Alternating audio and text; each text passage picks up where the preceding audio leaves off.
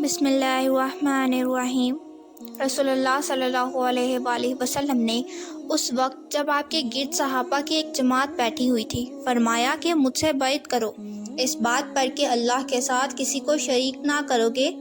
چوری نہ کرو گے، زنا نہ کرو گے، اپنی اولاد کو قتل نہ کرو گے، اور ناعمدن کسی پر کوئی ناحق بہتان باندھو گے، اور کسی بھی اچھی بات میں خدا کی نافرمانی نہ کرو گے۔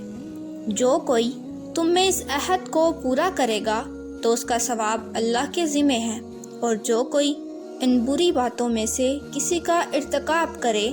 اور اسے دنیا میں اسلامی قانون کے تحت سزا دے دی گئی تو یہ سزا اس کے گناہوں کے لیے بدلہ ہو جائے گی، اور جو کوئی ان میں سے کسی بات میں مبتلا ہو گیا اور اللہ نے اس کے گناہ کو چھپا لیا تو پھر اس کا معاملہ اللہ کے حوالہ ہے، اگر چاہے معاف کرے اور اگر چاہے سزا دے دے۔ عبادہ کہتے ہیں کہ پھر ہم سب نے ان باتوں پر آپ صلی اللہ علیہ وآلہ وسلم سے بیعت کر لی۔